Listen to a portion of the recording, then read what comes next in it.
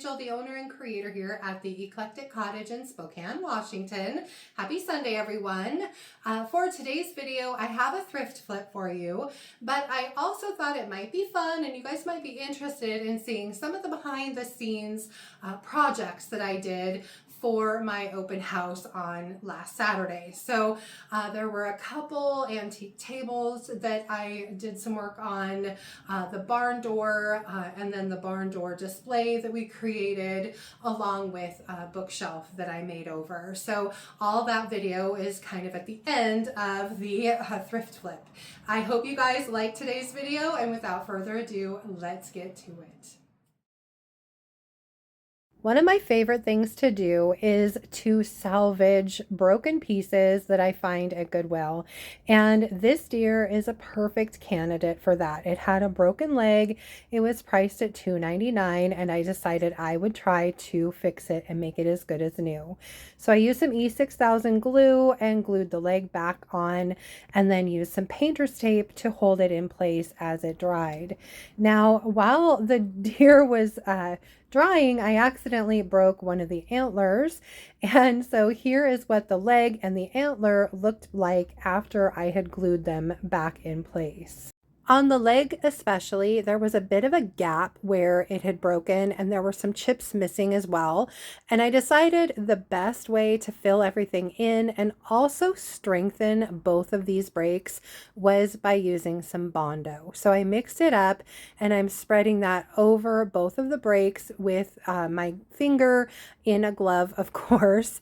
And then once that was dry, it was time to sand. I'm going in first with some 120 grit sandpaper to really get some of the bulk of the Bondo sanded down. And once I have it pretty close to being smooth, I'm going back over these sections with some 220 grit sandpaper to make sure that I've got as smooth a finish as I possibly can get.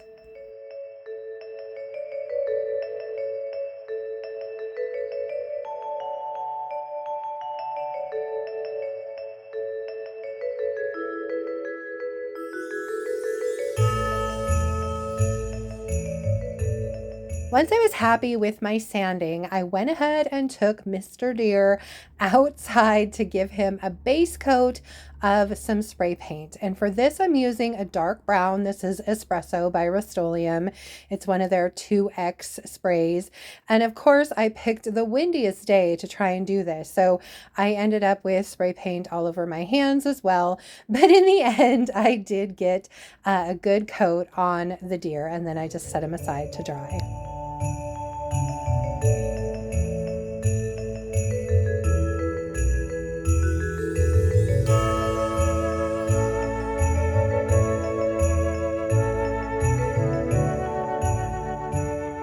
Once my base coat was completely dry, I'm going back in with 2 good coats of DIY's color called Layered Chocolate, which is this beautiful, rich brown color.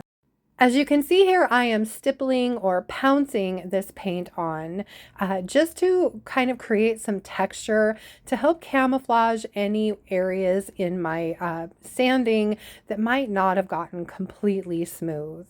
The nice thing about DIY paint is that it's already pretty thick, so getting some texture is pretty simple.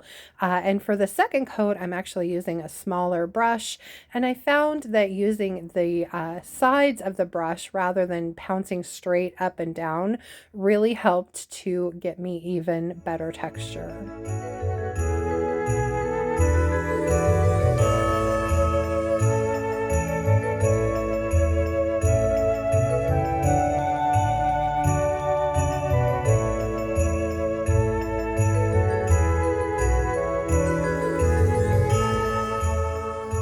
I really wanted to make this deer a little more Christmassy, and I thought a great way to do that might be by adding some gold. So I grabbed out my golden ticket liquid patina by DIY, and I began pouncing that over the brown paint. I started with a relatively stiff brush and then switched over to this little bit softer one. This made the work a little bit easier, and I'm just again stippling that gold all over over the brown, not really going for full coverage. I did want some of that brown to show through. When I was all finished with the gold, I decided he was a bit too shiny, and so I went back over him with some of the brown. And I just dipped the tips of the bristles in the layered chocolate paint, pounced most of that back off, and then stippled that over the golden ticket. Anywhere where I got too much brown, I would just go back over it with a little bit more golden ticket, and I just kept working my way over the entire deer using the same procedure until I was happy with my result. The final step for my deer is to seal my paint, and for that I'm using DIY's dark wax.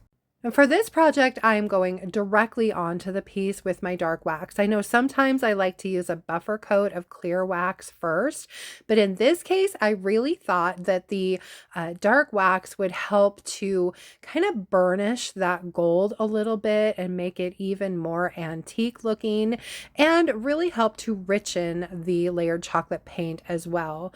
I'm just brushing a nice thin, even coat over my entire deer, working in sections, and then using a dry shop towel to carefully and lightly wipe back any excess wax.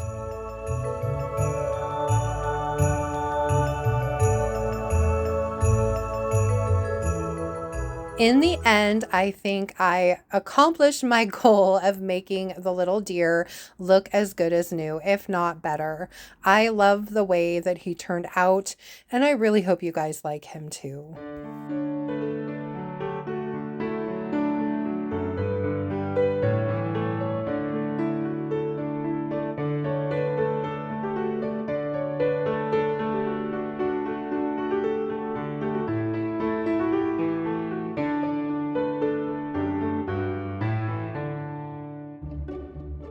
Table one had really neat legs that I'd never seen before. They slid into these little holders in the bottom. This one had some chipped and brittle veneer on the legs that I had to sand off. And once that was done, I washed the whole thing with mineral spirits, sanded the tabletop, and then gel stained it. It turned out really, really well. I was really happy with this little table.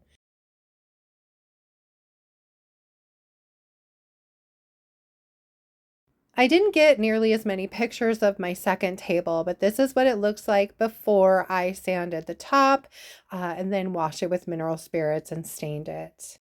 The barn door was a bit of a challenge because it was so tall, but I did take it outside, sanded it pretty well. I didn't want to take all the paint off. I just wanted to clean it up and remove any chips. So I sanded it front and back, washed it down really well, and then I sealed the front of it with Salvation Solution by DIY.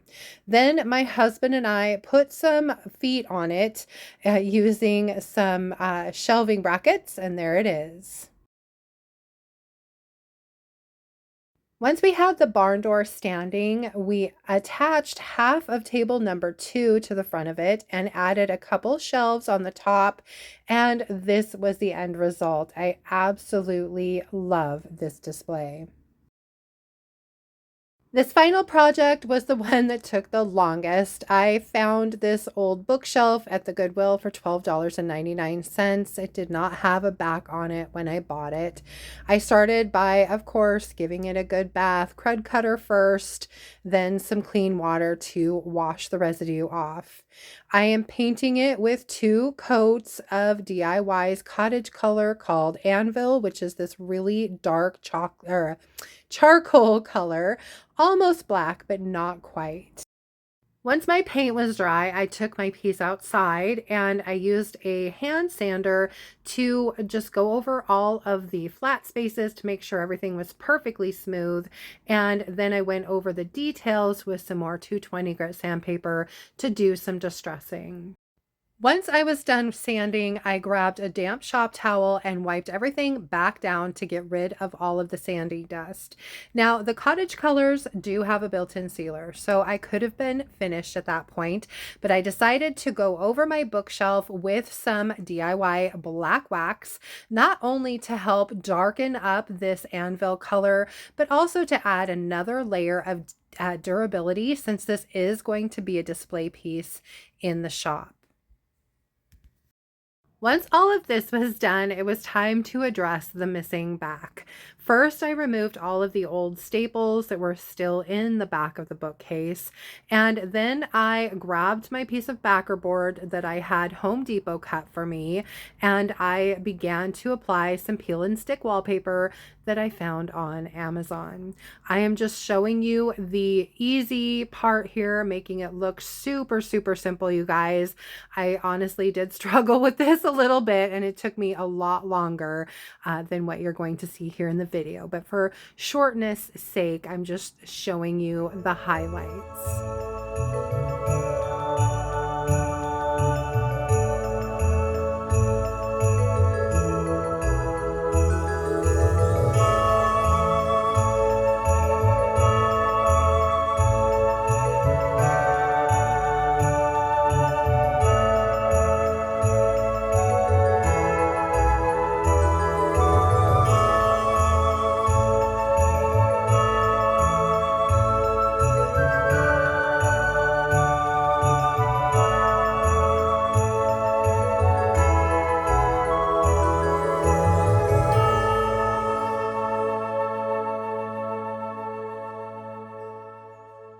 Now, of course, there was also a smaller piece of backer board for the bottom of the shelf, but I didn't get any film of me putting the wallpaper on that. But once I had both pieces all wallpapered, I went ahead and stapled them into place, and then my bookshelf project was done. I absolutely love the way that it came together, and it adds so much beautiful display space in my cottage. Well, that is it from here for today, you guys. I hope you liked the video. What did you think of all of the display pieces that I worked on over the past couple of weeks? I really loved the way the two antique tables came out, even though I'm only utilizing half of one of them with the barn door. The other half of that table's in storage, by the way. And I loved the way the barn door project came out. My husband helped me a lot with that, even with his limited vision. He still insisted on being here to help me get that thing standing, and I was so grateful for his help. And then, of course, the bookshelf project.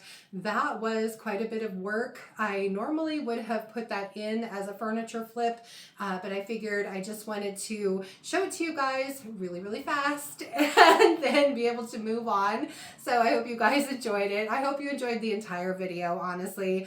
Hope you liked the little deer project as well. If you did enjoy today's video, please remember to give it a thumbs up. I so appreciate that. And if you haven't already, I would absolutely love it if you would subscribe to my channel and then just hit the little notification bell so you don't miss anything. And then, of course, don't forget to drop a comment below. Let me know what you thought of my little deer, and if you had a favorite in all of the tables and projects that I did behind the scenes. For Thursday's video, I am debating on whether or not it's going to be a thrift haul or a thrift flip or a DIY. I'm really not sure yet. I'm honestly kind of hoping it will be a thrift haul. I have 3 weeks worth of little things in the back of my car rolling around. It's not a lot because I haven't really found a ton each time that we have gone out, but there's getting to be enough there that I really kind of want to unload at this point. So hopefully we'll find a few more things tomorrow while we're out running around, and I'll feel like it's enough to actually have a full video for you guys. If not, it will probably be some sort of a DIY or a thrift flip. At any rate, I hope you'll be able to join me back here on Thursday for that. Thank you guys so much for being here. I hope you have a wonderful rest of your weekend, beginning of the week, and I'll see you back here on Thursday. Bye.